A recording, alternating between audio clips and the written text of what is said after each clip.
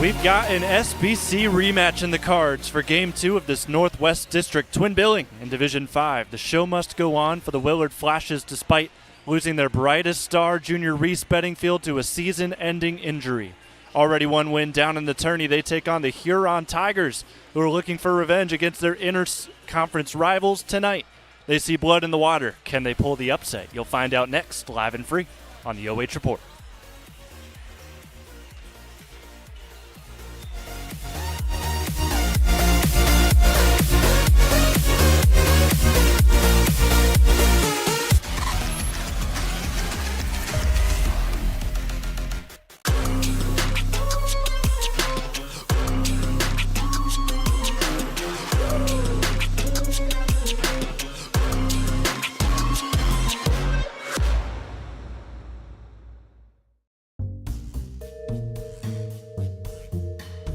Hey Cam, what's going on? I've been busy. Jeez, I've been doing fillings, root canals, crowns, extractions, dentures.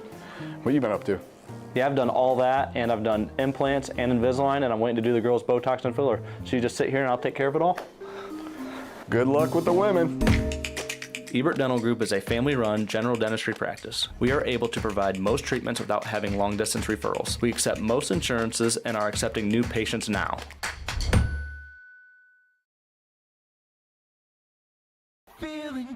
Hey, does your checking account pay you with real cash rewards with no monthly maintenance fees ever? Bummer. Ask for Kasasa Rewards Checking. It's our superpower.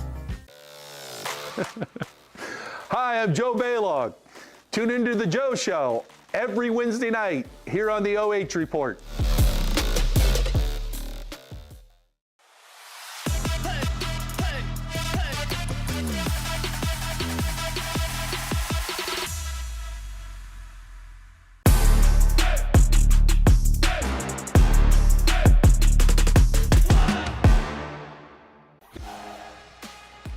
Time now for your OH Report pregame show, brought to you by Carothers Pest Control. Got a pest?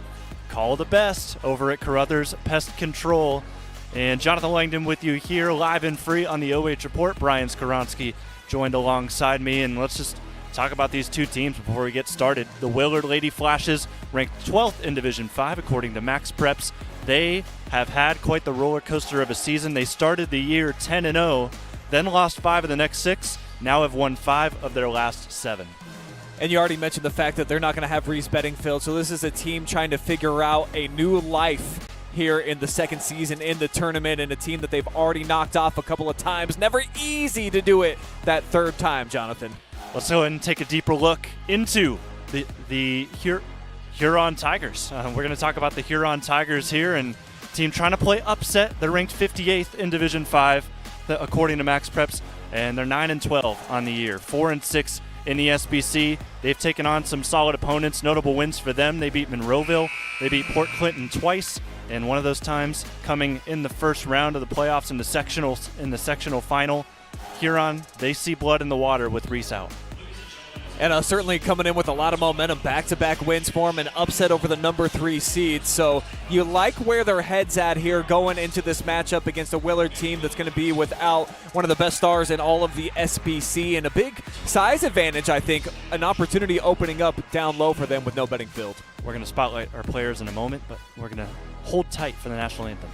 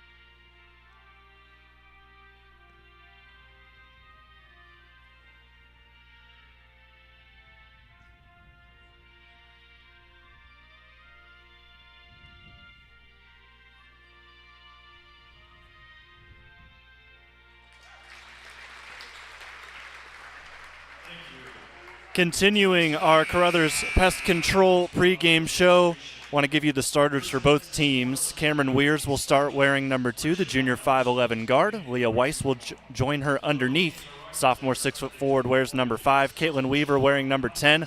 The lone senior on the squad stands 5'6". Amelia Tallman will start, the sophomore 5'5 guard wearing number 13. And then our player spotlight for Willard, Corin Geddes, the junior 5'9 forward, wears number 15, averages just over 10 points per game. And she's just coming off her third double-double of the year. She had 18 rebounds in that win over Crestview last week. So you're telling me that this girl likes to get it done in the paint, down low. Corin Geddes trying to fill in for what's been lost with a double-double type of kid. And we already alluded a couple of times that the coach's daughter are not going to be available here tonight. So who steps up and tries to fill those mammoth left shoes? I think Corin Geddes certainly is that girl here, the junior for the Lady Flashes. Both Geddes and Weirs had 11 points in that win against Crestview. They led the team, but it was a well-rounded effort as well. 5 players with 7 points plus. Looking at Willard a little bit more in depth, this team, we talked about the roller coaster ride they've been on. They lost to Upper Sandusky last year in the postseason. They've already outlasted them. Upper was upset, unfortunately, earlier on than we expected, but Willard got to like that kind of in the back of their minds, I'm sure. But it's the best offense as well in the SBC at 49 points a game. Yeah, this is a team that's way more than Reese. So they've got all the complementary pieces around them. So we were just talking about girls like Corinne who can step up. And when you get your opportunity, you better go out there and seize it. And there's going to be a couple extra minutes available here tonight for a Willard team that's had a little bit of an up-and-down season, as you mentioned, the 10-0 start, but still playing some pretty good basketball as we're getting into tournament time. And now your starters for Huron. Julia Brown wears number 5, the senior 5'8 forward. Jenna Cox, the sophomore, gets to start wearing number 15. Addie Lasavito, the leading scorer for this group, the junior wears number 23. And then Reese Holtz, the freshman, wears number 25. She's a 5'10 forward. And then the player spotlight for Huron, Jessica Brown, sister of Julia. They have both combined for over half of the team's points in the last 2 games. Yeah, an all-conference type of performer, also a first-team all-district player, and she's one of those stat stuffers, way more than just a scorer or a playmaker. She's out there, she's grabbing rebounds, and she can set up her teammates too. Anybody that averages more than 4 assists per game, they've got a keen eye and just kind of an awareness out there on the court. She led the way in their upset win over Port Clinton, had 19 points, hit 4 threes. So she's a sniper from deep. This team as a whole shoots 28% from beyond the arc compared to Willard's 27%. But overall efficiency, you got to look at Willard because they shoot 43% from the field, which is unheard of in the girls' game. Yeah, certainly that's a really high number, Jonathan. So for these Lady Flashes to come out here, get the victory here tonight, you feel like just try to run the Tigers to death and leave no doubts. What do you mean by that? Leave no doubts in just the fact that in the game against Crestview, they were able to let Crestview get back into the game towards the end. I think similar to what Clearfork kind of had happen against Edison, make sure you take care of business and play the whole 4 quarters with your intensity here today, and you're going to be able to get this win here tonight in Game 2 of this doubleheader here at Shelby High School. Thanks to them for having us here to bring you this live and free coverage as Willard wins the tip, 16-7 on the year. They went 8-2 in the SBC, playing their de facto 11th game in the conference with this third meeting against Huron. Offensive rebound off of the Weiss miss. Stepping into a 3 is the senior. No good from Weaver, but here's another board, and then Weiss throws it away. First turnover of the day will go on Willard. Huron will get their first chance on the basketball coming up. And I think early success for either side for me would kind of be a key to victory here tonight. If you can come out, kind of punch the other in the mouth and establish yourself and the tournament rounds, I always feel like it's super valuable to get some early confidence, especially when you're going up against a team that you've already played a couple of times. We've got a jump ball here off of the rebound again by Corin Geddes. And that arrow will point towards Huron, so we'll stay on this side. But you already see Corin crashing the glass. You'll see a lot of that. Averages 5 rebounds a game, but with Reese out, pretty much turned that into 10 rebounds a game. She's got to make up for some lost numbers. But Huron holds onto the basketball. 9-12 on the year, 4-6 in the SBC. as Jessica Brown, our player spotlight, gives off to her teammate sitting on the wing. Really nice half-court defense being applied right now by the Flashes. No gaps yet to attack here for Huron. And as I say that, knifing through a double team, but missing in tight was Brown. Brown just not able to finish. Rebound by Willard. Here's Cam Weirs. Lobs it way over top. Weiss goes up and gets it, throws it up, and it's going to get the roll. Nice shot right there, falling away from the defense. That way they could not get a hand directly in her face. And a good start here for Willard. So Huron already down early here, just a minute and a half in, first bucket already. As Brown sits on the near side corner right by us. She gets given the baseline, but good recovery with the rejection by Tallman. What a great name for a girl who just got a block, right? Yeah. Even though she stands at, I think, one of the shortest players on the 5'5". court. So, bit of an oxymoron, but using it all 5'5" right there on that last defensive effort. Willard as a team averages 5 blocks a game. That's first in the SBC. They're really good at defending the interior. So with that, Huron's going to take some threes. They missed that one with Jessica Brown, but Weirs gets the steal, gets it to her senior. Weirs open, deep three. That will miss everything, and that will roll out of bounds. We'll go the other way.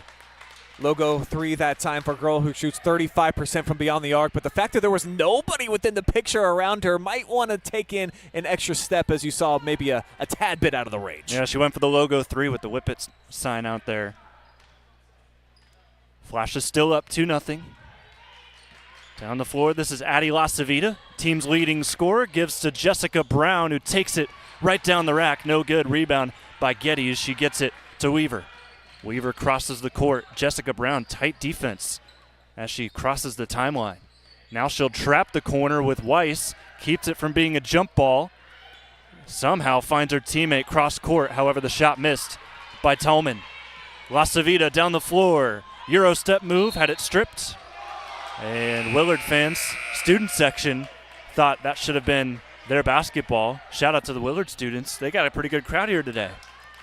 Yeah, absolutely. They bring a great environment, and the Haas, one of my favorite all-time places to take in basketball games, and especially during the tournament. I know we got some coming up here this week, and then even next as well. I think they got some regional action coming up as we got a deflected shot. The second block already here by Willard. This time it's Weirs. See if this one can turn into points as Geddes gives it over to Weirs. Give and go, pass deflected. LaCivita scoops. Addie up ahead, finds Adeline Van Sickle, now out to the lefty LaCivita. She misses her 3, and it's rebounded by Huron. Reverse layup just short, and yet another offensive board. Rough pass, fight for the basketball, still with Huron. Tigers fighting inside, hook shot nearly banks in, and Weirs finally gets the crowd a little settled. Wild possession right there. I'm a little unsettled just watching that last about 30 seconds. Well, it continues here. Just able to keep it, Willard, as they went for the Hail Mary pass. Tallman finds Weirs.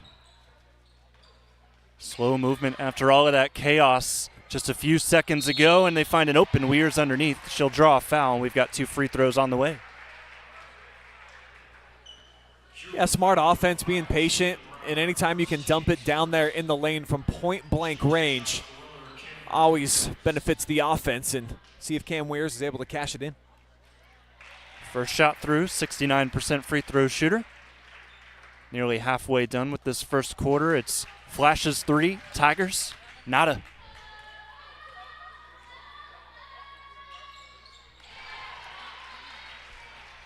Second free throw also falls through. 4-0. And already at the midway point here of quarter number 1. So for Huron, the longer this goes on, you got that goose egg up there. Just starts getting a little grumbling in the bottom of the pit of your stomach. And almost a turnover here for the Tigers as well. Huron recovers. Smith picks up her dribble, has to go somewhere, finds LaCivita. She'll drive right on her defender. Kick, mid-range jumper is a swish. Off the bench, Maya Smith scores the first points for the Lady Tigers. Yeah, big time right there, like I was just alluding to. You don't want to be sitting on a goose egg. So for Huron, get a little bit of confidence at the offensive end of things, and maybe you can start settling in a bit more down here at this end. Geddes out top waiting for the play to develop. Doesn't really have much, and she ends up throwing it away. The steal by Jessica Brown. Brown spin move in the lane. What a finish. Jessica Brown, the senior. What can Brown do for you? How about deliver on the run right there? The package right on time. Other way, 2 misses underneath. And it's tied up at 4. Brown. Drive and kick to her sister. Shot blocked for the 3rd time already. Offensive board, however, and Jenna Cox is on the board. 6-0 run right here going for the Tigers, and you feel the pendulum, the momentum starting to flow in favor right now of the girls in the gray unis. Willard looking for some sort of offense. Last 2 points have come off of free throws and still not able to get anything from the field. Weirs misses the 3, able to track it down, however. And Coach Alana Bedingfield, in her 2nd season, will call another play. Weiss squares up a 3, in and out. Rebound underneath, put back no, and this will get tipped out of bounds, staying with Willard. I think I've got that last Brown bucket with the swirly move queued up here. No, instead it's going to be the inside, just nice move over the left shoulder in the bucket there to continue this run for the Tigers. Geddes lost her balance, no foul call. Willard stays with the basketball, still have not hit a 3. Here's Weirs inside, nearly made that one, but yet again she gets a foul called. So 2 more shots. Looking to try and break this run from the Tigers. Cam Weirs knocks down the first, the junior 5'11" guard, named to the All-SBC 2nd team today. Yeah, a lot of these conference awards starting to come out. The All-District awards have just been announced for the girls as well, and a lot of great talent that we have here at this round as we're knotted up 6-6, and I think we'll have a timeout coming here from the Tigers bench. Yep, called by Darius Schaefer in his 4th season. So Huron wants to talk it over. They got to feel good about where they're at in a 6-6 ball game with a Willard team that averages about 49.5 points a game. You hold them at 6, pretty much 3/4 of the way through this first frame. Want to say hello to everybody out there watching live and free this evening. I see Loyal to a Fault wants to know if we're covering Norwalk anytime, anywhere. They are not on our calendar for this week, but perhaps if they get to the regionals. Randy Newman says, get it done, Lady Flashes.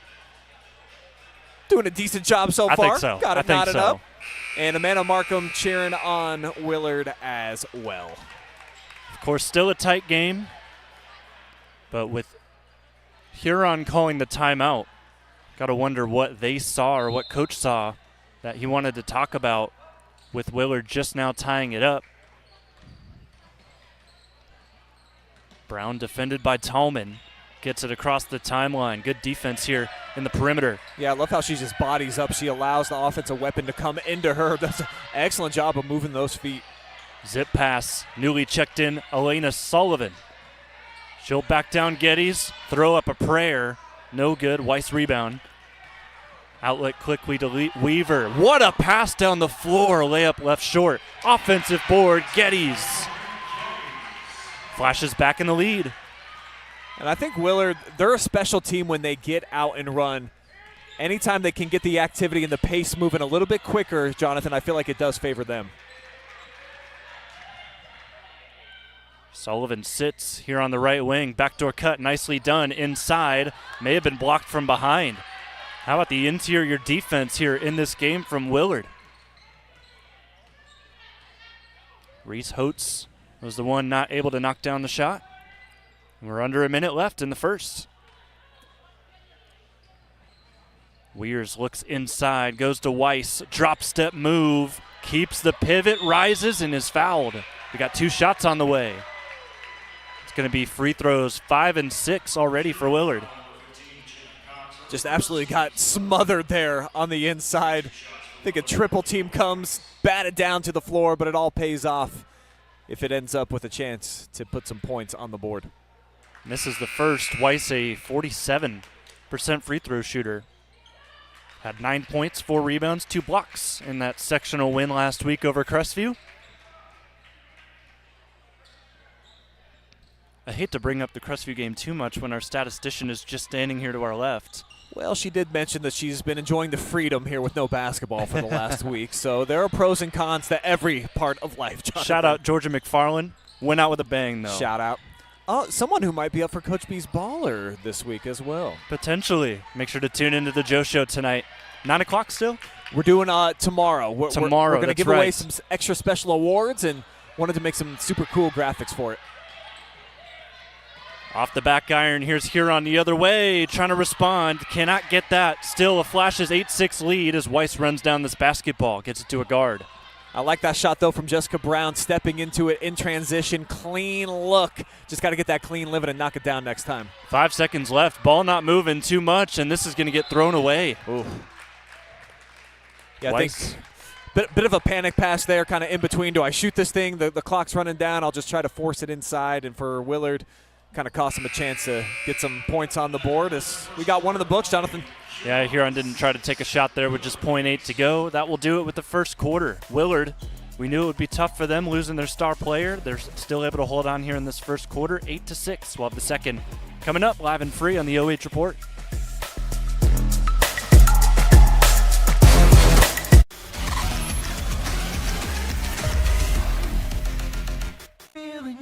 Hey, does your checking account pay you with real cash rewards with no monthly maintenance fees ever? Bummer.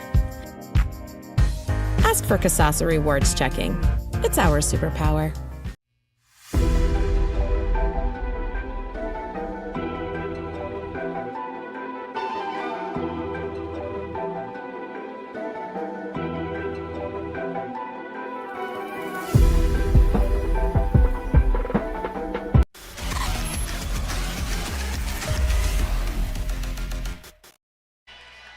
There's a Willard huddle coming out of the end of the first quarter. Second quarter on the way. 8 minutes back on the clock.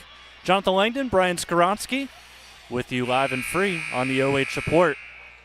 Shout out to Georgia McFarland again. Our statistician told us that Willard had 15 boards in that first quarter alone. Yeah, that's normally a number that you'll get for a half, of course. So no Reese Bedingfield, no problem in that regard, at least on the boards up to this point. And I'm sure Corin Geddes, who had 18 boards against Crestview last week, probably has a good number of those here today. This ball go out of bounds, however, stays with Willard. Just to give you kind of an idea of what both of these teams are playing for here today, Willard on the basketball. A win today equals a spot in their first district final since their run to regionals in 2021. They turn it over here as Jessica Brown leads the break, has a trailer who loses it out of bounds, just couldn't haul it in, Reese Holtz. Willard's had a nice little run of success here. You mentioned they went to regionals just a couple of years ago. Got to play that regional in Mansfield as well. Attended those games. So when you start setting the culture like that, winning attitudes, it's going to trickle down to the younger players. This is that next generation since then, and I think they've got a pretty decent shot here if they can get by this one of giving the Colts a game in the next round. It was the year before in 2020 where they played Napoleon for a regional final. That's right. They lost to Napoleon, and then Napoleon went on and never got to play that state semifinal. Huron spin in the lane. We've got a charge. Wow. Weiss hit the deck, and the official thought it was a clean charge attempt. So we're going the other way.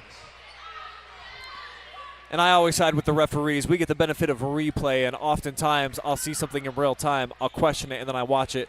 These guys are pretty good, and they got the best seat in the house, so you can pretty much always book it if they blow the whistle.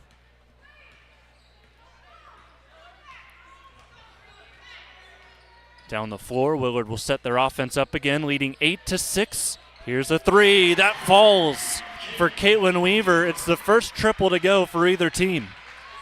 Yeah, landing in the splash pad right there. They've had some clean looks. That time they're able to get it to drop. Baseline drive for Huron. Dish, floater, off the back iron, no good, or off the backboard that time. Lamaya Hicks runs away from a couple. Weaver directing traffic. Senior has been thrusted into a big role here, just a 4-point per game career scorer. But got to find those points somewhere, and I'm sure Coach Bedingfield's looking her way a lot here in these next couple of games if they can win today. That shot missed inside from Willard. Huron down the floor. Brown past Tallman to the rack. Ooh. Another block. Offensive board, and now it's tipped out of bounds. This will stay with Huron. You mentioned they're the best shot blocking team in the Sandusky Bay Conference. They're already at their season average. A couple more right here on this possession. A lot of lanky arms down there, and just a nice job all the way around for Willard of anticipating when that shot's going up. Close to a 5-second call. They just get it out. As Jessica has it on the right wing in front of Willard's student section. Wanted to shoot. Good closeout. Ball up for grabs, and we've got a held ball. Arrow points towards Huron. So we talked about Willard and what they're playing for here today. Interestingly enough for Huron, with Clear Fork winning that first semifinal here tonight, if they win today and take them on coming up on Saturday, it'd be the 3rd year in a row they ran into each other in the postseason. And that's one thing that I don't like a lot about the expanded divisions as we get a double dribble call is that a lot of these tournament rivalries where you don't play each other in the regular season, but each fan base kind of remembers when you got them in the playoffs or vice versa the previous year. I feel like some of that's going to be lost here moving forward. However, I love hearing that a chance for a 3rd straight year that you could meet in the postseason. Those are some of the best all-time memories that you'll have when you start getting those type of rivalries when it matters most. Well, I'm sure Huron would want to play somebody else because the last time they played each other, there are two L's in the column. Good block from Huron on their side, and now they lose it out of bounds. However, it will stay with Huron. We'll have another baseline out of bounds for the Tigers. Haven't been able to capitalize. Another one, can I show you this last block shot down low? I mean, it's been Willard passing them out. How about that? That is just clean living all ball from Jessica Brown. And that's the shortest player in the court, getting a block right there at 5'5". Got a foul here. Ooh. And that one's going to go on Weaver. That'll be her first, team first of the quarter.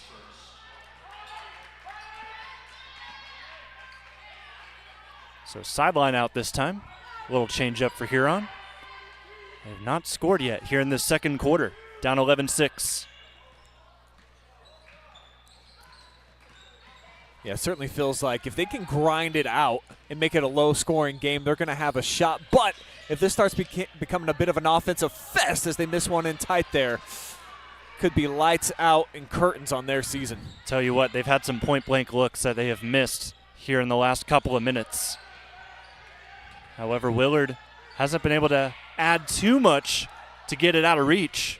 See if they can change that here. Nope, turnover. Just not able to be held on to by Corin Geddes. Yeah, the Flashes, it feels like to me that they should be up a lot more than they are right now. So they're allowing the Tigers to just hang around here. Got to start getting some valuable buckets, but plenty of time to go. Still 4:40 here in the second. If you were watching the first game with us between Clear Fork and Edison, this is night and day between the first half of that one and the first half of this one. How about the scoop and score from Amelia Tallman? Yeah, the student section loving that right there. Anytime you can grab some loose change, take it the other way, and get some easy points, it's a good time. And how about 5-0 here on our Spherion Mid-Ohio timeout scoreboard? Willard 13, Huron 6. Flashes starting to figure out their opponent, and it just feels like Huron's kind of been stuck in that situation where they can't hold on to the basketball for too long without it either going the other way, going out of bounds, or anything else that could possibly be. It just feels like they're uncomfortable on offense. They've had good looks, though. So you alluded to the fact that they've been point-blank range. Julia Brown has missed a couple shots that I think that she would certainly like to have back here at this point in the game, but 7-point difference, not a lot. just one basket, and you feel like all of a sudden you got the momentum again. And that's what's so great about the game of basketball is it does not take much to start getting back on track. Just got to see that ball go through the net one time, and it could change everything. Looking at individual scoring, Cameron Weirs for the Flashes leads with 4. 2 points for Leah Weiss, 3 points for Caitlin Weaver, hit the only 3 of this game, and then 2 points for Amelia Tallman. And then on the other side, all 6 points scored by 2 players. Jenna Cox with 4 and 2 for our player spotlight, who brings it up the floor now, Jessica Brown. Brown finds her sister Julia. They'll play catch. Picks up her dribble, has to go to Holtz. And here's Van Sickle. She finds Jessica Brown open for 3. Not falling right now for the Huron Tigers. A team shoots just 28% from 3. Stepping into one here is Weaver. Misses that short, and this will bounce out of bounds. That would have been a big one, though. If you knock that down, you push this baby out to double figures. It starts throwing a little bit of doubt up into the mind of your opponent, a team that you've already beat a couple of times on the season. So I think this Jessica Brown, she's had a lot of clean looks. She's 0 for 4 shooting jump shots so far here today. Just got to be able to knock one down. Another player that's been turned into a non-factor is holding the basketball right now, Lasavita. Averages just under 12 points a game. Donut still here halfway through the second quarter. Another set here from Coach. Schaefer makes the call. Brown obliges. Tight pressure from Tallman. Officials counting. Has to get it away. Lasavita, the lefty, finally joins the score column. First 3 of the day for the Tigers. It's now 13-9. Perfect moment for her to step up, get a clean look from downtown, and knock it down.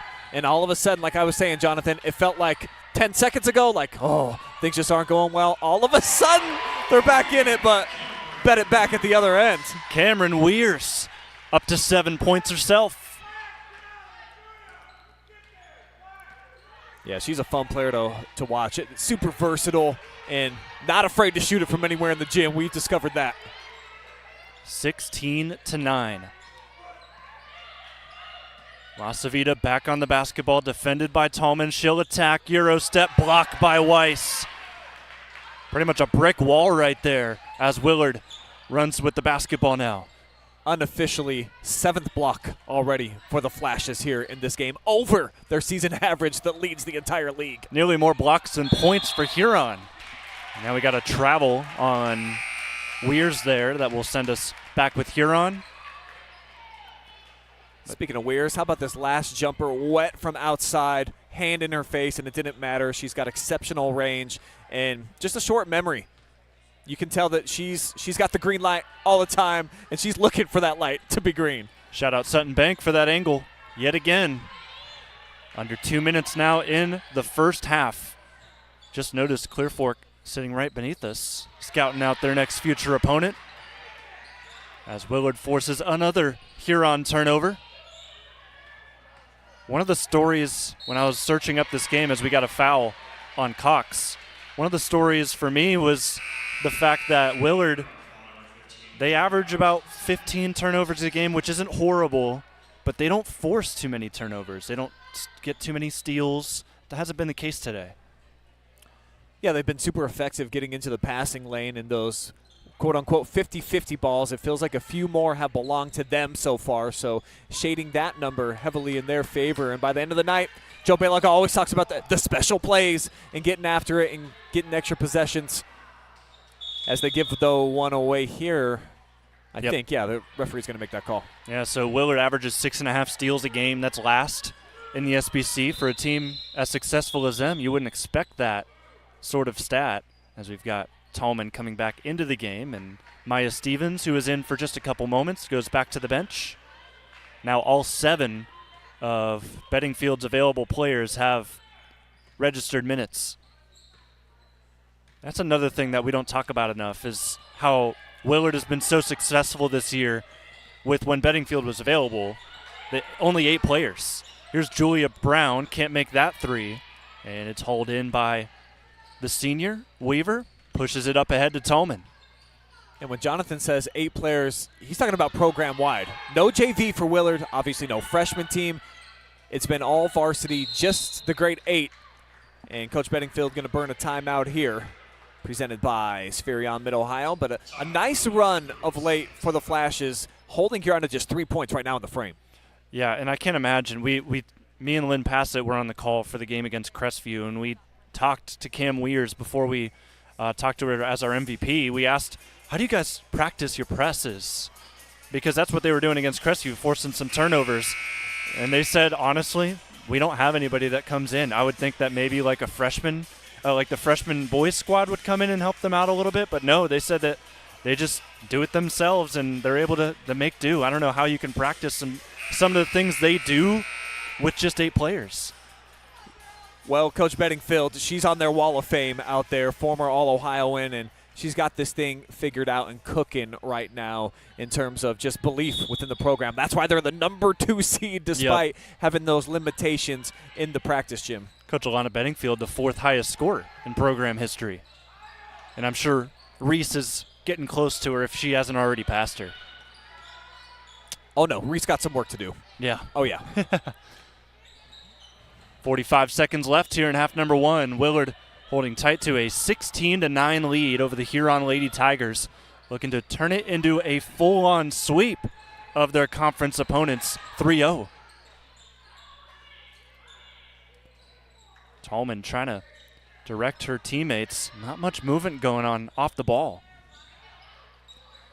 Well, I think for the Flashes here, the best strategy, and it's tough, and we rarely see it these days. I don't know what's happened to hold it for the last shot, but it almost never goes through as, whoa, big collision. Nice toss off the floor. 8 seconds left. Brown runs the floor, loses it in the air, and a foul.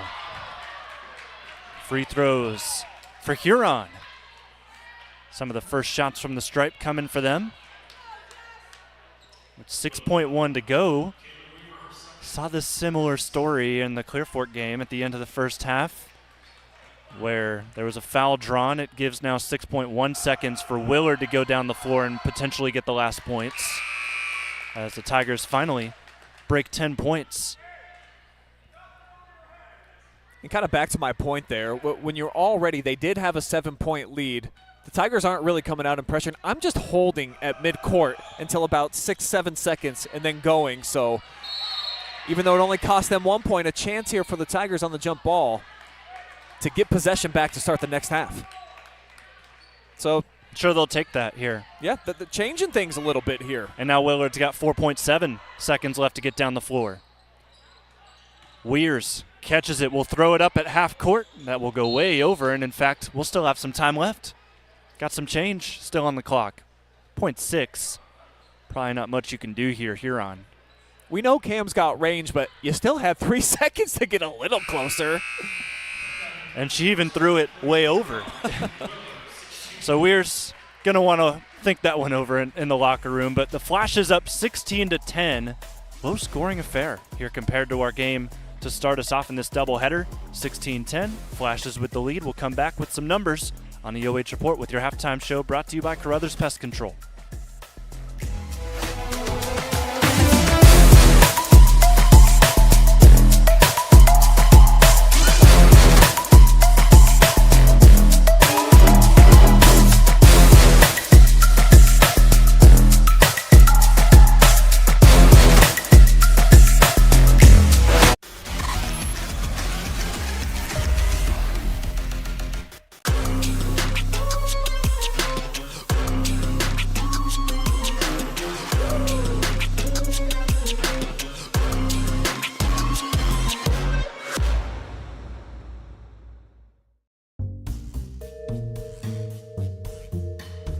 Hey Cam, what's going on? I've been busy. Jeez, I've been doing fillings, root canals, crowns, extractions, dentures. What you been up to? Yeah, I've done all that, and I've done implants and Invisalign, and I'm waiting to do the girls' Botox and filler. So you just sit here and I'll take care of it all? Good luck with the women. Ebert Dental Group is a family-run general dentistry practice. We are able to provide most treatments without having long-distance referrals. We accept most insurances and are accepting new patients now.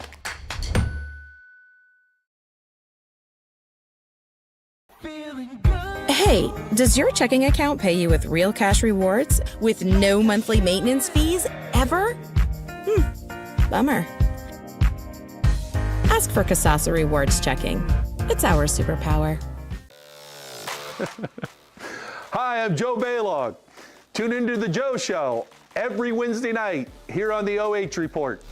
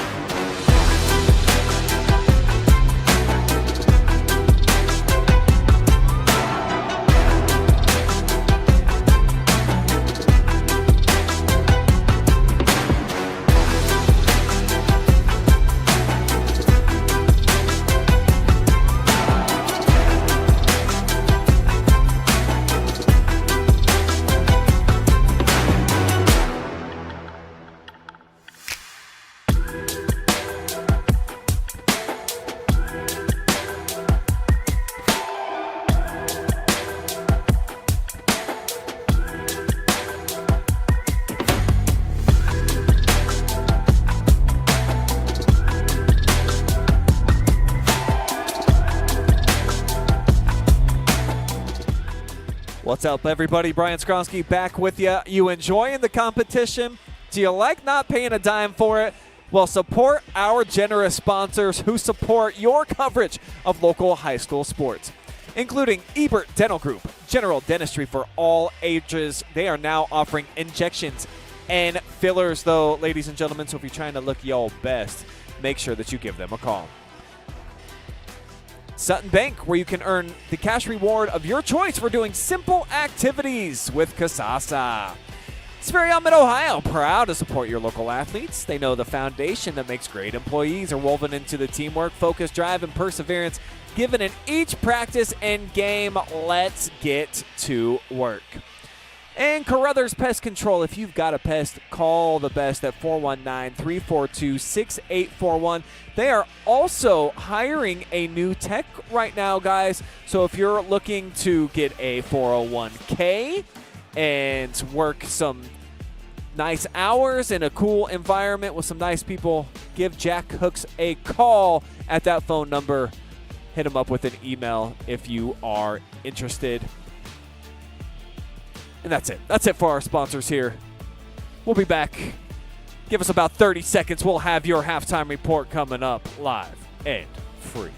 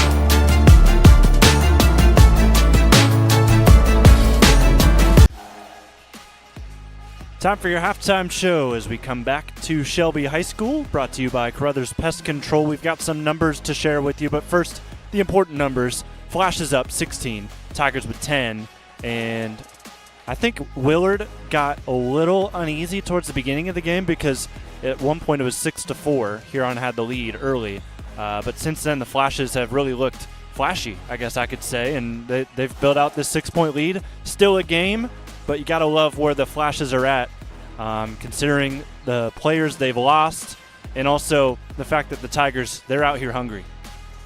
Yeah, when you got to replace a girl that's averaging 14 and 10, the 10 rebounds first in the SBC, you got to figure out some creative ways to get some rebounds and, of course, try to make up for that scoring. Haven't seen Corinne Geddes do much so far here in that regard, but Cameron Weirs, she's at least shown that her identity for this team is to come out, provide a spark, shoot it from anywhere in the gym, and right now she's kind of carrying the offense a bit. Nobody really able to get loose on either side and have a big impact, but when there's only 26 combined points are going to be at a premium in terms of total baskets. But 7 points right now for Weirs leads the way. And I talked about it in the first game between Clear Fork and Edison, just the fact that the SBC, it's not an offensive-dominated league. It's more of a defensive side. And speaking of defense, how about those 7 blocks that Willard had in the first half? They averaged 5, but they've already got 7. They just understand how to sit down and play defense on the interior, and just the anticipation. You can tell that that's something that they've worked on. They understand it. Their coach, nice lanky player as well. She's about 5'11", Coach Bedingfield. So when you're in there and you're mixing it up and you only got the 8 girls at practice and quite a few of them stand at least 5'9", you're going to try to figure out a way to try to turn away some shots.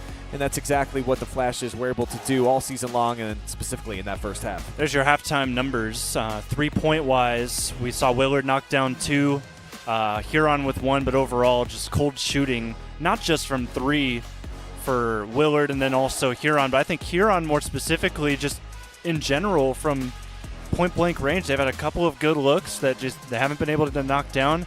And then you see Willard also 3 for 17, so just offensively, something's got to get figured out. Jessica Brown only has 3 points. She averages 11 per game and was our player spotlight tonight for a reason.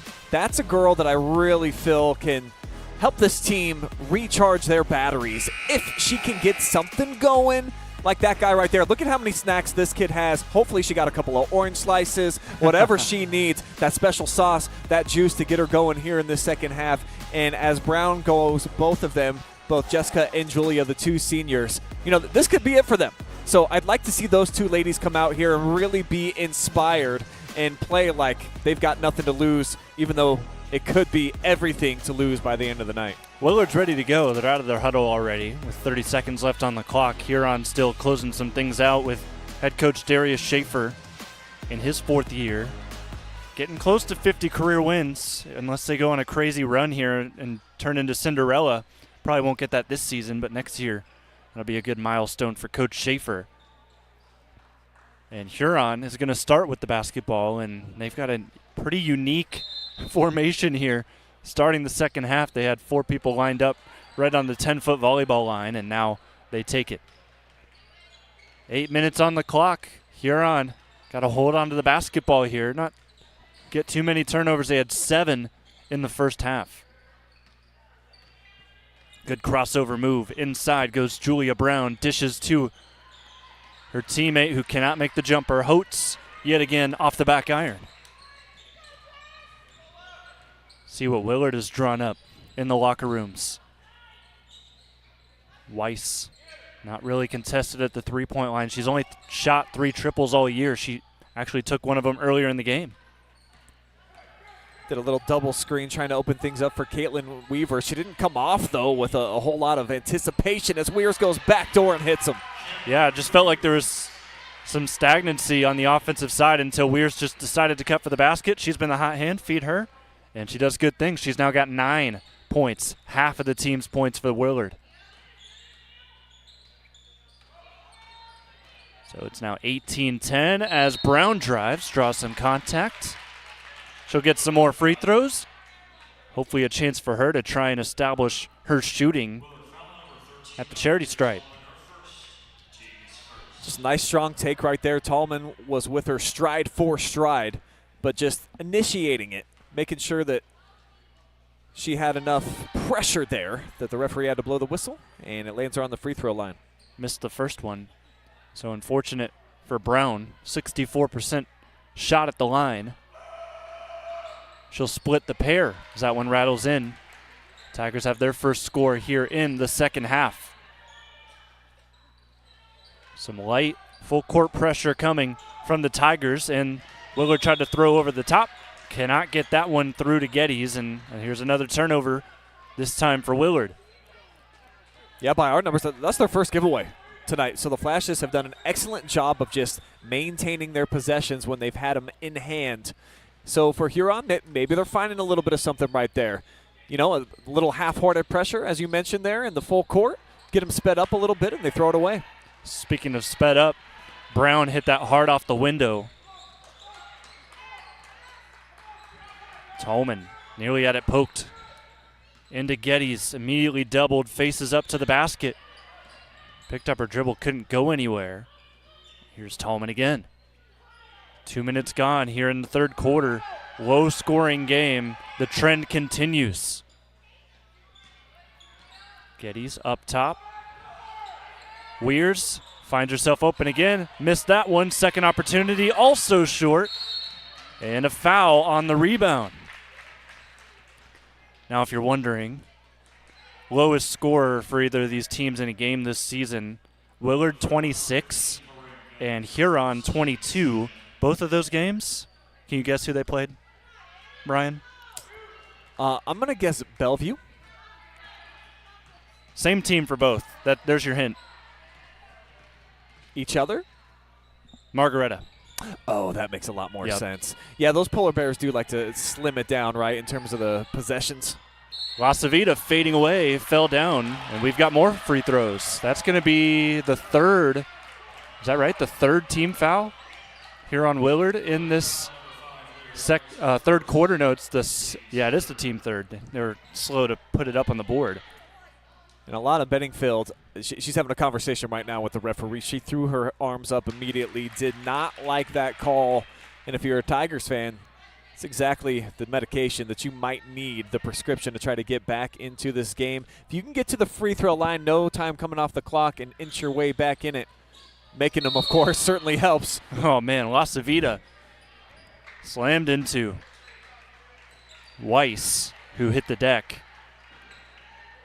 However, Addie made one of the two free throws. The scoreboard here has her down for just 1 point. She's got 4. She hit a 3 earlier in the game.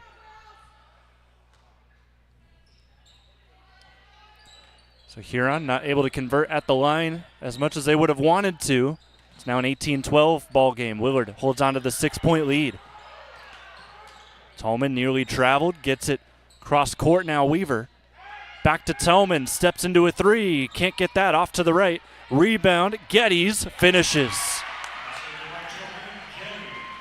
Big time stuff on the interior right there. Just battling, boxing out as an offensive weapon. And some second chance points. Deep 3 from Julia Brown.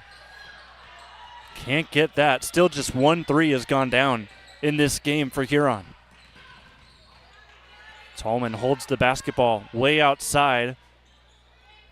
She had 22 points. That's a career high for her against Huron in their first meeting this year.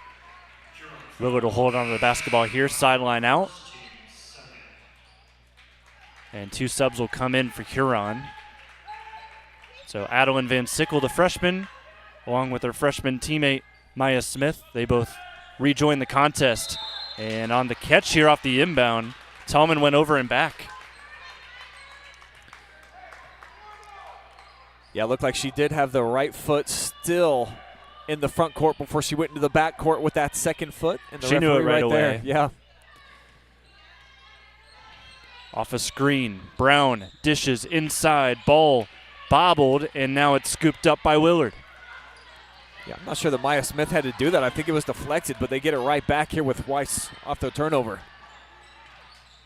Jessica steps back, didn't have room for a shot. Maya Smith has already scored today, trying to add to her total. No, gets her own rebound and finds Jessica inside. 6-point game now. Yeah, good looking find. Looked like she was in between. Which Brown do I pass it to? Made the right choice at the rim. Euro step. Tallman blocked. There's a standing block from Maya Smith. Didn't have to do much. Just put her arm up and swatted it down. Yeah, don't get fooled by the last name, as we already alluded to. Tallman, one of the shortest players in the contest today. And here's another look at that pass. She was like, Jessica, no, we'll go. We'll get it to Jessica. Yeah, Julia has 0 points. Jessica's got 4. She's wide open underneath. We'll go with her. Good choice for Maya. Chance to get it to a one-possession game. They would have to hit a 3, though. They've only hit 1 here in this game.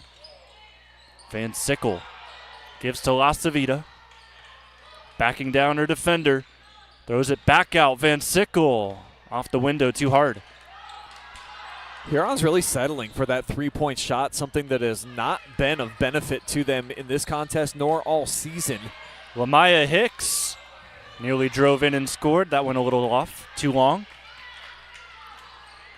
Tigers have had a ton more success when they've been in attack mode. Here they go. Block foul. That will go on Weiss. And that's going to be the team 5th on the Flashes. So free throws the rest of the way, and we've got still 3:24 left in the third. Yeah, I said this was probably the best recipe for them to try to eat away, salt at this deficit that they've accumulated for themselves. So knock down some free throws. A couple of chances, no time coming off the clock, and still 3:24 to go, as you mentioned, here in this third quarter. So if they stay aggressive with that mindset, Jonathan, I think that they can get themselves back into this game before we reach money time. However, just not converting on their free throws right now. La Civita misses the first. That foul went on Leah Weiss. That's her second. See if she can at least split here, Addie. And she does. Yeah, she's about an 80%er at the line, so you know that she feels like she can knock them down, and she's able to get the second. Yeah, she's 6th in the free throw shooting in the SBC. Just outside the top 5. Good conservative passing through this press. Just going back and forth. Lob inside. Geddes under the basket. Hit the bottom of the basket. And now a jump ball tie up between Lamaya Hicks and Elena Sullivan. So it stays down here, but it switches the possession arrow back over to Huron. And I think this token pressure that they've been putting on them so far here in this third quarter, it's really worked out. Weirs looking for Geddes. She has her. Spin move in the lane. Too long on the layup. And here's a travel on Van Sickle as Weiss was fighting with her for the ball.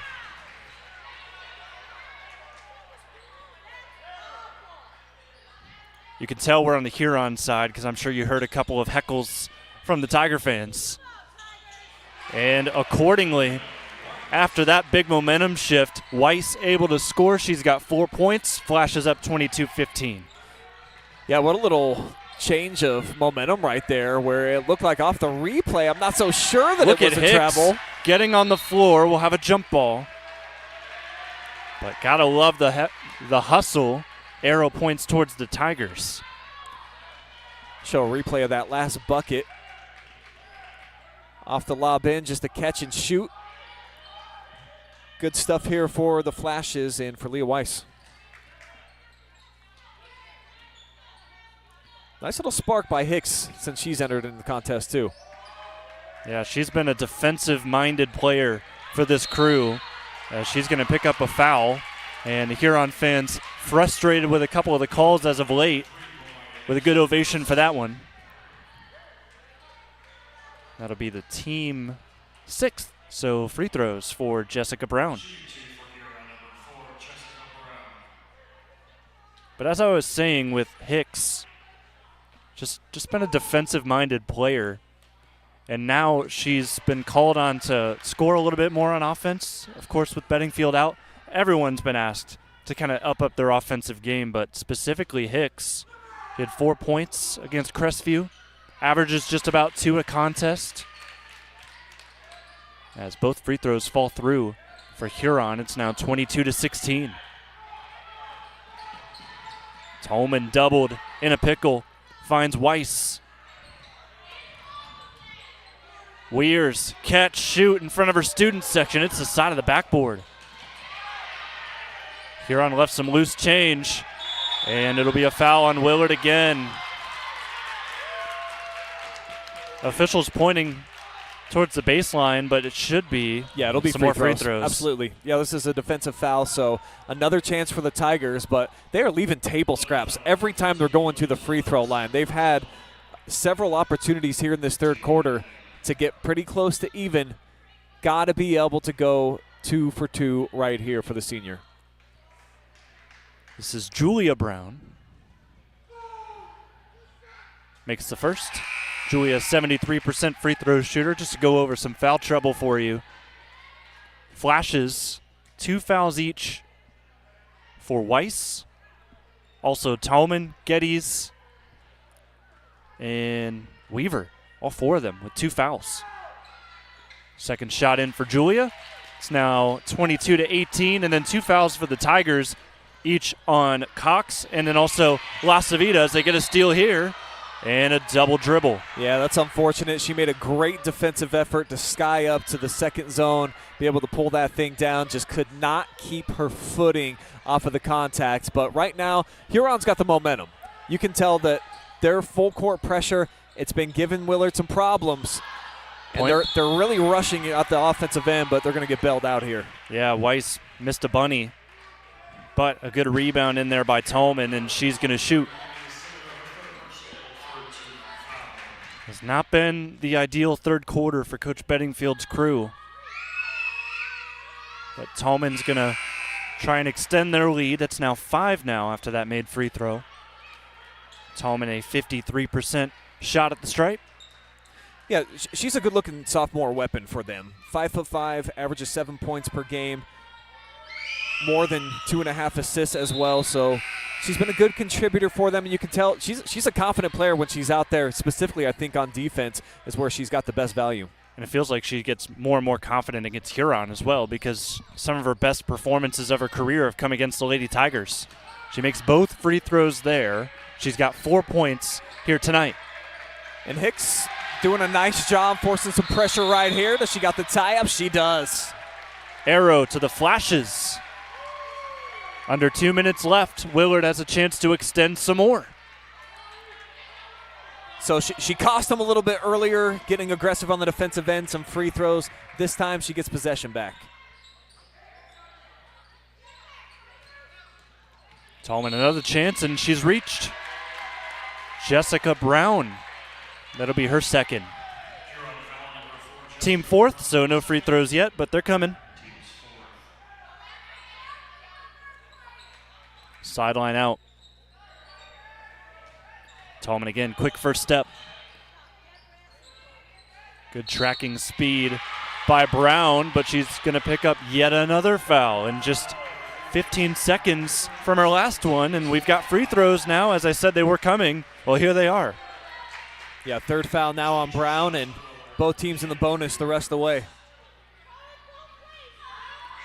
Cameron Weirs, one of her games against Huron, she had 12 points, 5 rebounds, and a season high 6 assists just a few weeks back. Misses the first shot. Just a minute and a half left in the third. She splits the pair. It's now 25-18. Hicks again, pestering Jessica Brown, who tries to drive on her, and we've got a shove from the back. So Brown getting feisty, both on defense and on offense. That time she's able to get back to the free throw line where she's gotten most of her scoring. Yeah, this is where she needs to make her hay right now, and just putting her head down, trying to get to the basket and knock down your free throws. That's what it's all about this time of game when you're in the bonus. Yeah, this has been a foul-ridden third quarter. Both teams in the bonus. One of the teams got in the bonus with just 3.5 minutes left. 2 minutes later, here we are, shooting free throws every possession, it feels like. And even though the third quarter's almost in the books, we haven't gone very far, Jonathan. Both teams 9 points here in this quarter, so pretty much right where we started to begin the third. Yeah, both teams' free throw shooting, it's been a little rough here today. In a district semifinal, both teams fighting to take on Clear Fork. Geddes, hook shot over 2 defenders. How about that from Corin Geddes? Yeah, that was nice. I critiqued her a little bit earlier. I thought she was kind of rushed with her movement. That was a tough shot, but she took her time with her footwork. She was on balance, and she was able to knock it down. Step back, Julia Brown off back iron, and Hicks will let it go. 27-19, so that lead that we saw Willard with at the half was 6 in a 16-10 game. It's expanding here, but it didn't come until late in the third. Huron was getting close, but it seems Willard has turned things on as of late. They're going to go back to Geddes. This is what's been working. That shot no good, but there's another whistle. Geddes, after her last score on the possession before, put herself up to 4 points. And Corin will knock down the first free throw, draws the third foul of the day on Jenna Cox. She'll stay in the game in the most foul trouble out of anyone today, along with her teammate Jessica Brown. 2 for 2, quality foul shooter, 75% on the season. Pumps her total up to 6 for the night. Biggest lead of the day as well at 10. That reverse thrown up, just a prayer there not answered. But one prayer answered is the offensive rebound. Now another shot inside, and this is tipped out. Last off Huron. Yeah, tough time to come up empty-handed there. You give yourself an opportunity for some second chance points, offensive rebounds, and then come away with nada. Turnover. Huron a chance to score. Another one too hard off the window. 15 seconds left. Down the floor, Willard, they've got the numbers. It's a 3-on-2. Dish wide open. Geddes lays it in. Prime time dime. Biggest lead expands now to 12. Brown didn't see the clock. There's not going to be a shot at the end of the third. Flashes. Showing flashes of a potential winner here later on as they hold the 12-point lead, biggest of the day. We'll take a break. Money Time is up next.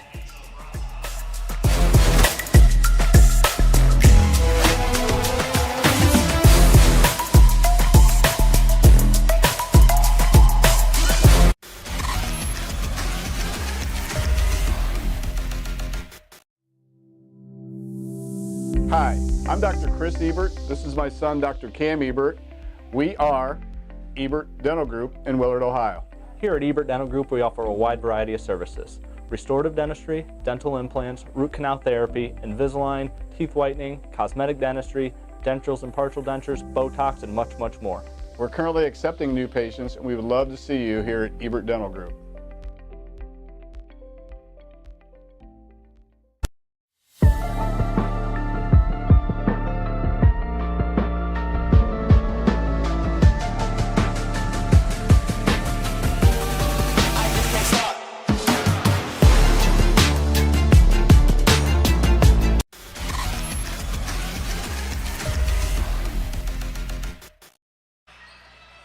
Fourth quarter, just about set to go. 8 minutes back on the clock. If you're still with us, you have some great patience. We had 14 fouls in that third quarter, and quite a lot of free throws, and not a lot of points, even with all those free throws. Yeah, Tigers attempted 14 free throws so far in the game. They've only made half of them. So, as I mentioned, they got a lot of snacks that they're leaving some crumbs on the plate. And I was always taught growing up, you want to finish your plate if you're going after dessert, Jonathan. So if they want that extra meal and move on to the district championship game, they got to start converting there. And actually, both of these teams kind of riding the struggle bus. But Willard got this game in hand right now, up 11. Make it 12. Ball will go out of bounds. Last off the Lady Flashes. I see Coach Sellers has remained in the building, still scouting out these two teams. He's right down here. Team is left. He's still here with his coaching staff.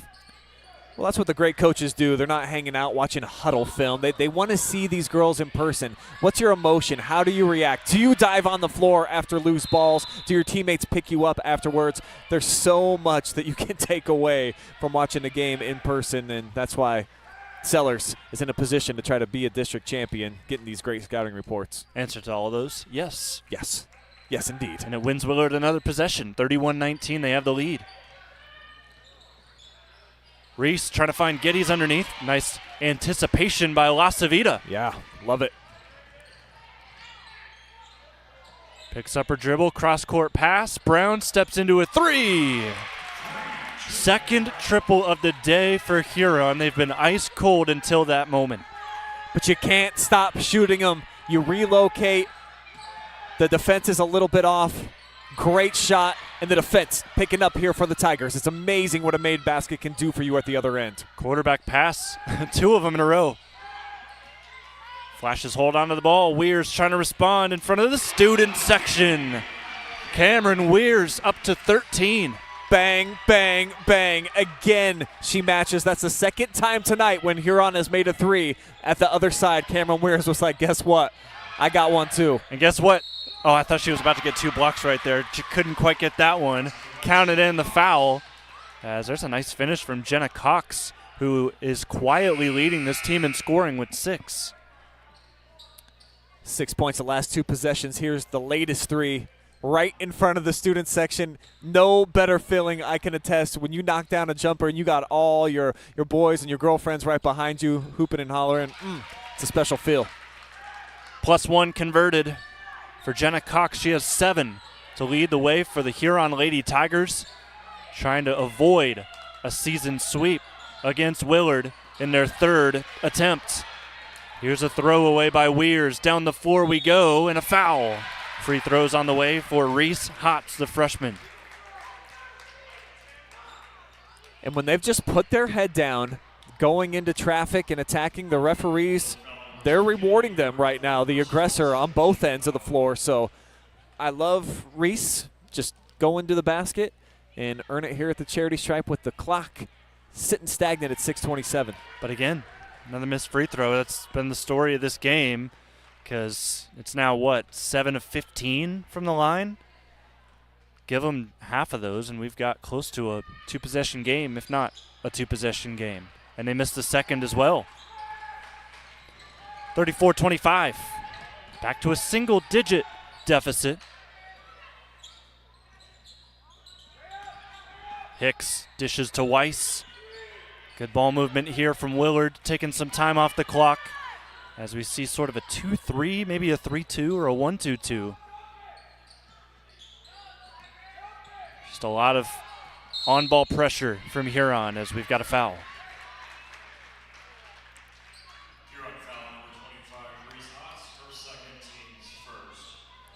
Darius Schaefer was just kind of pleading with his girls over there, just like he wants traps. It doesn't really care where the basketball is. If you've got an opportunity, we got to start making some plays here, ladies. Down by 9, and they've shown a proclivity to speed up, Willard has, whenever they've had a little bit of pressure on them. So I think that's the right mindset to come out here and just fire, fire, fire all over the floor. He is yelling at his girls to go trap. And also another thing probably unimplied, or implied I guess I should say, is we don't care if we foul in this situation, because you can't have that happen. Weirs open again, 16 points. Boy, she is putting the city on her back right now offensively. When you look at both her and Geddes, I mean, they've got 24 of the 37 right now, so they're picking up the slack. And now sitting down here, getting a tip on the defensive end. Geddes gives to her senior. Weaver cuts the floor. Geddes open, steps in, goes out to Weirs. Hicks looking for Weirs, running the baseline. Cross-court pass, Weaver for 3. She's due one a game, Brian, and there it is. I feel like that was one of the best offensive possessions that Willard's had all night. They had poise. They were calm. It's going to force the hand of timeout here from the Tigers. A little flex cut out to the corner. They tried it on one side. They cycle it through, bottoms up from the other. Beautiful stuff there by the Flashes. And you see they've got a 9-6 differential here in this quarter as we get a timeout sponsored by Spherion Mid-Ohio. Caitlin Weaver averages 3 points a game. Most of those buckets coming off of shots from beyond the arc, and there she is, making her daily due, making it a 40-25 game. So 15-point edge for Willard. If they can hold on and win today, they'll be back here Saturday to take on, not Shelby. They'll be here at Shelby to take on Clear Fork. But Speaking of Shelby, they're in action right now. If you want to tune in and see how the Lady Whippets are doing live and free, Travis Berardi is on the call for their district semifinal. Do want to say hello to Brian Sloan cheering on the Lady Flashes out there in Facebook country. Daniel Stotts seems to find every single stream. I'm not sure how he keeps up. He watches more OH Report than even us OH reporters, I think. So thank you, Daniel, for being one of our top followers. He's got a number 2 next to his name. Who does more than Daniel Stotts on our page? That's a great question because I could not tell you. I'm thinking one of them could be Bev Null. Okay. Clear Fork. Yep. Every time we have a stream, share. She finds it. Yeah, we've got a lot of dedicated followers out there, so give yourself a pat on the back. You are the reason why we're out here keeping the lights on at the OH Report. That ball's going to roll out of bounds. So stay on the side. You know, somebody else that could possibly be a top fan? Travis Berardi. I feel like he visits the page quite frequently. Yeah, I'll have to look at what type of numbers next to his name.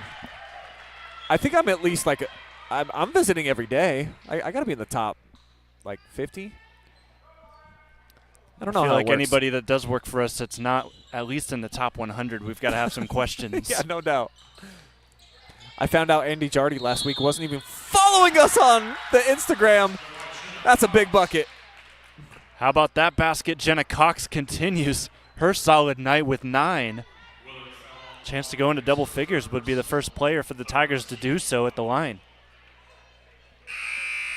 So you're saying Andy does not follow us on Instagram? Well, he does now. I asked him to look up something for us, and he was like, oh, look, OH Report, I should probably follow you guys.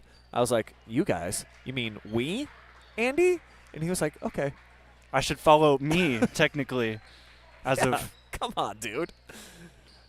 And you gave him Shelby Ottawa Glandorf. I didn't want to. They changed the game. It was supposed to be me and Joe Baylock. He was very disappointed when I told him today when we were filming the Joe Show. He was like, the game got moved? He's like, I can't do Friday. I was like, I'm really sorry, Joe. Convert on the three-point play from Cox, sends into a timeout Huron. So it's 40-28. Who is there? And so it's Andy and Drawing a blank. is it Capel? Is he We'll doing see. okay? Abram has been sick here this week. He had to miss out on a couple of games last night at Centerburg. But coming up here this week, how about tomorrow for you guys? We're going to have Colonel Crawford versus New London in the ladies' action. The undefeated Firelands Conference champions versus the N10 champions. What a great game in the semifinal. They will move on to play the winner, that is, to play the winner of Danbury versus Lucas. Or excuse me, we'll have a highlight of Danbury versus Lucas. They'll move on to play the winner of Margaretta versus Winford. We've got 2 really good games. That is one of the best districts in Division 6. I'll be excited to be there with Travis tomorrow over in Willard. The Haas, your favorite venue. Yeah, it's a good one. And the home of these Willard Lady Flashes who find themselves in a jump ball on the floor. And it looks like Jardy's on the call solo on Friday right now, so I'm sure people are going to start hitting my line and just be like, do you need help? Yeah. This should be a really good game. It's going to be right here in this gym. I do always appreciate all of you. It's typically this time of year and then during football playoffs, people are like, do you need me to carry in some bags? Can I track some stats? Do you need me to massage your feet? Like, it's like, well, sure. But you probably won't have a very good look at the game. It's not a very good look at 3 either. Wow, look at that. Air ball out of bounds, and to be point blank, Julia Brown got thrown to the ground. She did. No call. Yeah, I didn't love the shot selection. A little bit of a overzealous box out. We'll call it that. And that just ups, I don't know, kind of the frustration from Huron fans. It had been building up in the third quarter, and that kind of put a cherry on top. Willard's got to get across in 10 seconds, and they won't before Coach Bedingfield calls a timeout. Yeah, she still had 4 to use, so that's still 3 remaining here for the Flashes. Just 1 for the Tigers, and 9-9 right now this quarter in our timeout, sponsored by our friends over at MidOhioJobs.net. Thought we would have an offer, as you were mentioning in the comments there, as we're looking at the comments now. We'll see. 3 new comments coming in over the last 3 minutes. Want to say hello to Gary Robinson. Cheering on the Lady Flashes, as is Robin Robinson. Says good luck to Willard. Wonder if they're watching together, separate? Where y'all at? And then McKenna Stevens also says go Flashes. That seems to be the theme right now in the chat. A lot of love for Willard and Blake Workman as well over on the YouTubes. He shares the same sentiment. All of you watching together. Let's see. 150 together on the YouTube and about 91 right now on the Facebook. So 250 for this girls tournament action. And we've got a 12-point game. Still anybody's game with just about halfway, or with just about half of the fourth quarter to go. Of sideline out of bounds for Willard. Just got to hold on to the basketball, take some time off the clock, and you're headed to a district final. Tallman across the timeline, nearly lost it. Weir's still trying to fight for it. She's trapped, and she stepped out of bounds. Wow. So that's what you need if you are the Tigers. Get a turnover right here. But now that the offensive side of things, obviously you're sitting on just 28 points. This is where it's been their Achilles heel. Can they start getting some form of their operation set up to success and get some easy looks? Lasavita down the lane. Another miss underneath from Huron. That has hurt them all game long. Would have been a tough shot, switching to the left hand there at the rack, and a little bit of contact as well. Tallman has it poked out of bounds, last off Brown. So another reset here for the Lady Flashes. Again, the 12th ranked team in Division 5. They were actually 11th last week, and they fell in the power rankings despite taking down Crestview. Of course, the score of that game probably played a factor, because the Lady Cougars got back into it. And here's a turnover from Willard, going back to Huron's side. Yeah, right through the wicket. So for the Tigers, you check the first 2 boxes. Turnover here for Willard. Got to start finding some success at the offensive side. Yeah, in the sectional final, Willard only beat Crestview 49-37. Led them back into the game towards the end. Could we see that happen here again? Huron could, if they could start making some shots. That's another one that doesn't go just outside the painted area. Yeah, I think Geddes, I'd probably credit her with a partial block shot on that last one, but the Tigers, again, defensively, they're doing a nice job 3-on-1. And Brown tries to get down the floor. Tallman kind of just bumps into her, takes the foul. That'll be the 4th on the Flashes. So one more foul, and they'll be at the free throw line the rest of the game. And Coach Bedingfield wants to talk things over. Probably a message of, I don't know why we're taking that foul, because we're getting them closer to a chance to shoot free throws. As much as you want to talk to your girls, also when you've only got 7 on the roster, you just need these timeouts at the end of the game for breathers. Ultimately, I think that's probably why Elena elects to hang on to some of these, is you can't have your kids gas out. A couple of players, I don't think Cam Weirs has sat yet tonight. We've seen her going the entire duration. Geddes as well. I don't recall her over on the sideline very often. So just getting a little bit of extra energy here. And, of course, always try to get a message into their head that we're in a great spot. We're up 12. Let's not put them on a free throw line, even though they've struggled there tonight. And we'll be out of here with a win. And, again, 7 players for Willard. Total. You had 8 with Reese, but she's out. And you got to wonder, with this 7-player rotation that you ultimately find yourself in now, they can get this win against Huron and move on to Clear Fork, how different that's going to be with how fast they play, and are they going to be able to keep up, or are they going to get worn out? Quite frankly, it's just not a good matchup for Willard if they're able to advance and get into that game. Anything can happen in tournament time. We've seen many upsets during my time doing this job here on the OH Report. So you want to get there, but quite frankly, they will have their work cut out for them. Got to take care of this next 2:45, though. Close to 2.5 minutes to go in the 4th. Down to the wire here between Huron and Willard. Brown cut off by 2. Gives off to her teammate. Tried to get it back, but Tolman's in there for the steal. Just have not had flow at any point tonight. I can't recall back-to-back possessions where you really felt good for the Tigers. Meanwhile, maybe a dagger right here. Geddes and the foul. She ups her total to 10 points on the night. And a chance to add one more. Just an excellent find, leaking in behind the defense, and that's where Corin is at her best. A little bit of ball movement, and she's got a good feel for the openings down on that baseline. She's had a solid second half. After that bucket, give her a double-double. She's been all over the boards as well tonight. And she converts the three-point play. She's got 11 to match her total from Crestview last week. Jessica Brown picks up her dribble. Hands to her sister Julia. Julia finds La Savita on a straight line drive. Misses another layup out of bounds. Last off Huron. 2 minutes to go.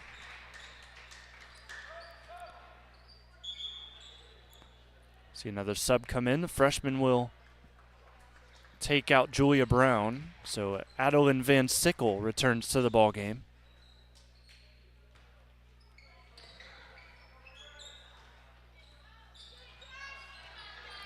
Amaya Hicks put some moves on, nearly turned it over, and now will get thrown to the ground, but a jump ball. Arrow to the Flashes. I would have loved to see him roll that one out. I felt like that was a pretty quick whistle. Get that a lot at the girls' level, though. Don't let them quite battle it out like the fellas do, and that could have been potentially a breakaway for the Tigers.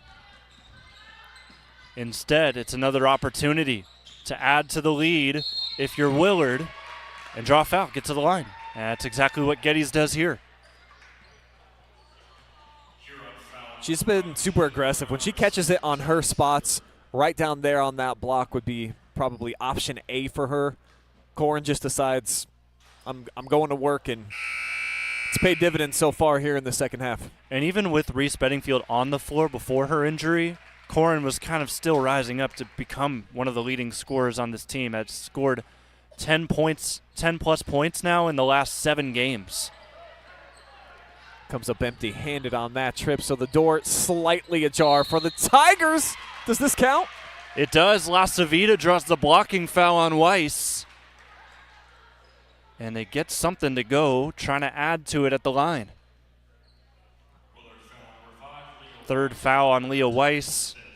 And that's going to be 7 points for La Savita. Wasn't sure if they were going to hit her with a charging violation just because that was a freight train coming through right there, threw the defender out of the way. Junior misses, can't convert the three-point play. Good run out for the rebound by Weiss, and they get it out of danger.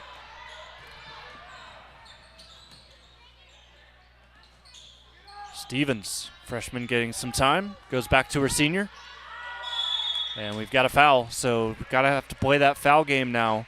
It'll be the Tigers' 4th. And that's going to do it here for La Savita. She's got 5 fouls. She's out of the game. She'll end the day with 7. That's a big score that you lose here for the last 125. We'll be back next season, though, for Coach Schaefer. And I'm sure she'll be just as big of a piece as she has been this year, if not a bigger, even bigger piece. She's already the leading scorer, but only up from where she was at. Weirs has been hot from 3, decides to keep the ball moving wisely, get us close to the 1-minute mark in the 4th. Yeah, if you're the Flashes, you don't even need to look at the rim again. Try to burn up as much clock as humanly possible. That is your #1 objective here. But if you've got an open lane, I'm not telling you no. Not a bad shot. Stevens not able to score there. Weiss ends up with the deflection, and she ends up picking up a jump ball as Huron got in there and tied it up. Arrow points towards Huron. 44.5 seconds left. Still got to like Willard's chances here. Close out and get the win, up 13. Yeah, Coach Schaefer's actually going to empty out his bench. He's going to get 3 fresh bodies out there onto the floor. So we'll see Elena Sullivan. She'll be joined by Kira Westerholt and then also Adeline Van Sickle. So some of the future Tigers going to be out there on display, and a bright future when you look up and down the roster. They've got 5 freshmen. Half of the roster here is made up of 9th graders. It's going to be exciting to see how they develop. Also for Willard's side, Weaver went off to an ovation from the Willard crowd as Huron throws this one away. And before Weaver got taken out of the game, Coach Bedingfield literally shoved Lamaya Hicks over to the scorer's table, nearly knocked her over. I mean, Elena's she's pretty fit. You can tell, man. So doesn't even realize that she's got that mom strength at this point in life. Tough to describe. You can only just feel it and know. Under 30 seconds left as Willard will likely dribble this out. So the Flashes are going to get it done here today. It'll be their 3rd win over Huron of the season. They'll end the Lady Tigers season. As the chants start from the student section for Willard. You can book it. Flashes fans, you're going to a district final on Saturday. They'll take on Clear Fork a couple days from now. It'll be a tall task, but the chance is all you need. 43-30 the final. We'll go over some post-game numbers. Have your MVP of this one, Cameron Weirs, join us upstairs live and free on the OH Report.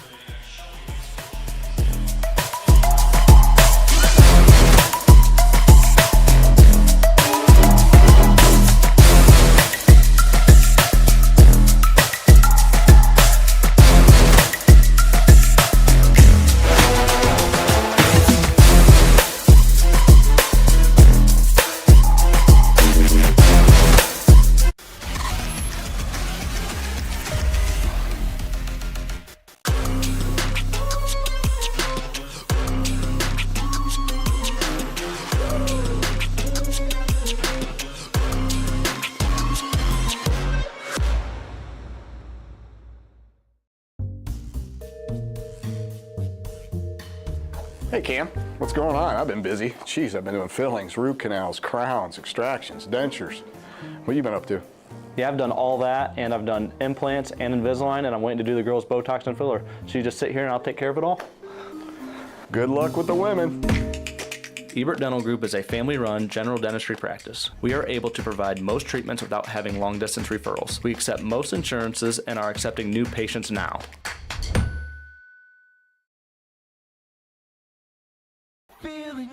Hey, does your checking account pay you with real cash rewards with no monthly maintenance fees ever? Bummer. Ask for Kasasa Rewards Checking. It's our superpower. Hi, I'm Joe Baylog. Tune into the Joe Show every Wednesday night here on the OH Report.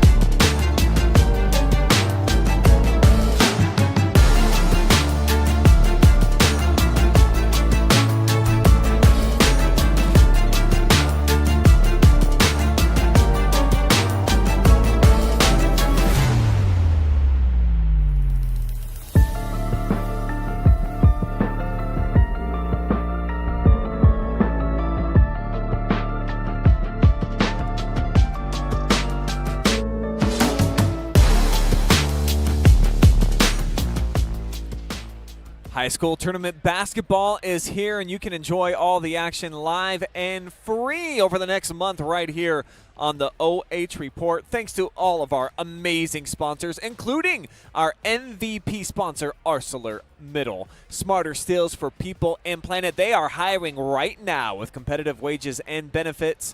Visit ArcelorMittal-O.com. Wait, Middle. sutton-oh.com. Let me get that right. And click careers for more details. Sutton Bank, where you can earn the cash reward of your choice for doing simple activities with Kasasa, and who doesn't want to get paid for spending money? Spherion Mid-Ohio, proud supporters of our local athletes. They know the foundations that make great employees are woven into the teamwork, focus, drive, and perseverance given in each practice and game. Let's get to work. Ebert Dental Group, general dentistry for all ages. They also offer injections and fillers. And Carothers Pest Control, they are hiring now, looking for a new tech specialist. They are offering benefits, 401k, reasonable hours. Plus, you get to work with cool dudes like Jack Hooks. So if you're looking for a career change, hit them up. If you got a pest also, call the best. Cameron Weirs is going to be our most valuable player. She is walking up here right now. You are going to hear from Cam in about 1 minute. Stay right where you are.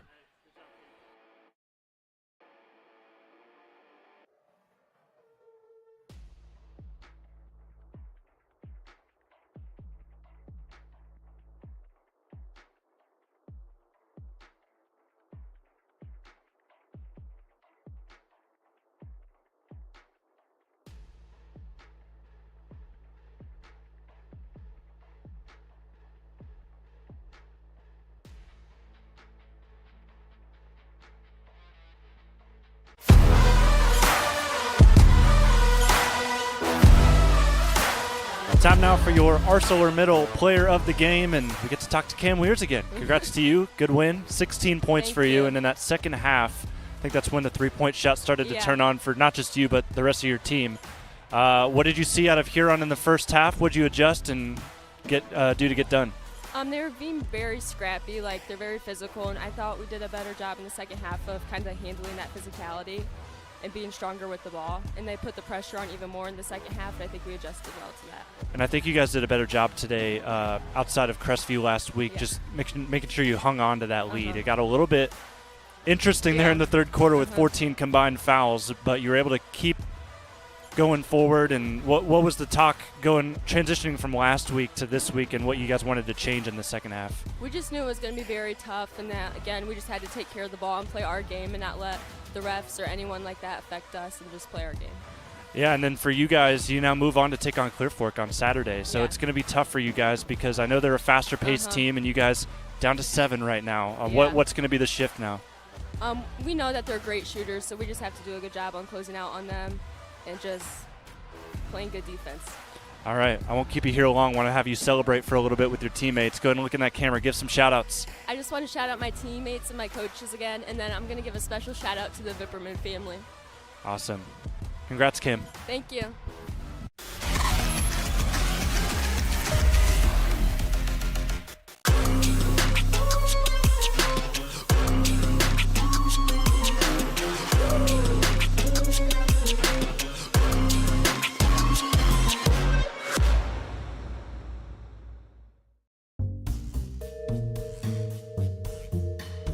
Hey Cam, what's going on? I've been busy. Jeez, I've been doing fillings, root canals, crowns, extractions, dentures.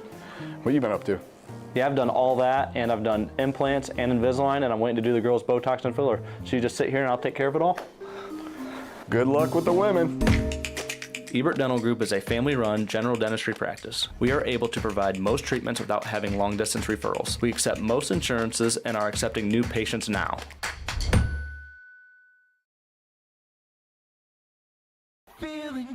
Hey, does your checking account pay you with real cash rewards with no monthly maintenance fees ever? Bummer. Ask for Kasasa Rewards Checking. It's our superpower. Hi, I'm Joe Baylog. Tune into the Joe Show every Wednesday night here on the OH Report.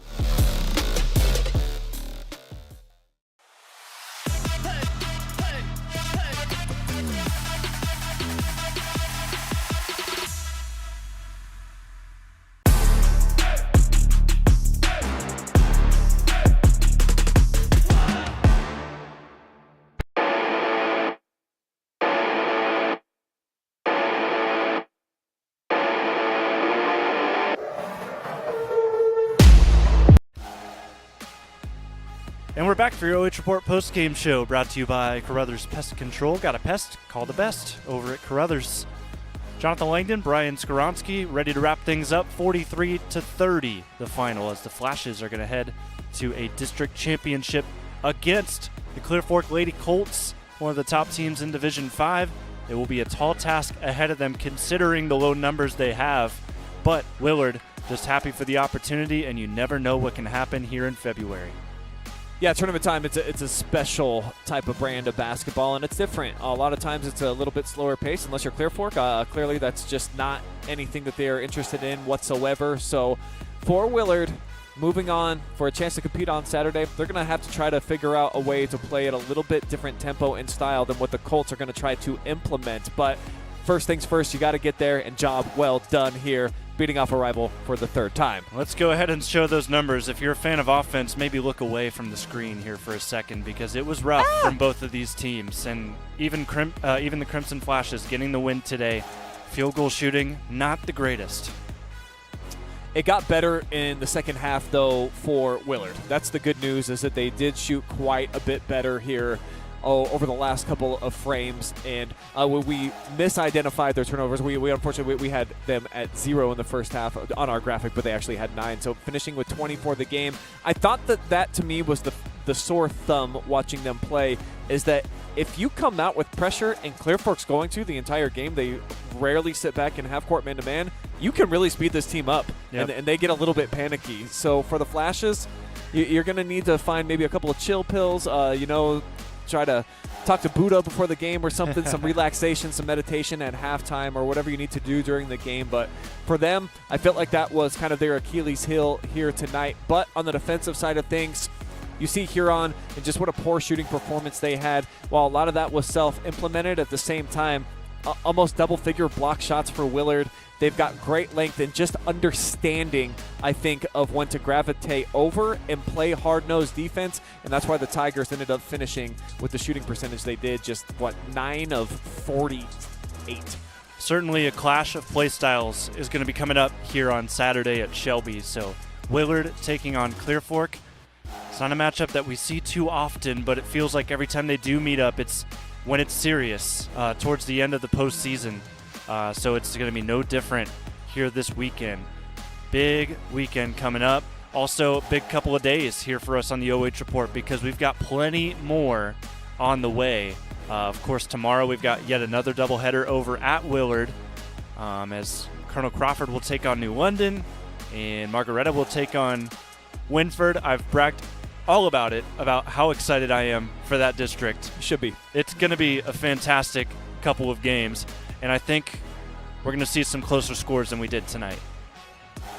We also, tomorrow night as well, will have that Clear Fork Upper Sandusky, that boys game, that's going to be pretty good, and then your doubleheader. So it gets really fun this time of year, and this is where dreams are made and legends are created within the tournament, and it's always just a big privilege to be able to watch this go down, because you get to learn about these kids' stories, and it goes fast. You only get 4 of these years. It's not like when you get even to college and you can have the red shirt year, or you can transfer and be at a new school. Typically, you're with that same program with your day ones, and you get 4 years to try to capitalize. So you look at a team like Huron here with the 2 seniors, and the tears and the emotion that was being shared, and even still here, these girls are trying to just cope with the fact that it's over, because it goes in a flash. So for a team like the Flashes, to kind of segue there, you don't want that to be you. And the same thing for Clear Fork moving forward, and any of these teams that we're going to see in the tournament, trying to keep that dream alive of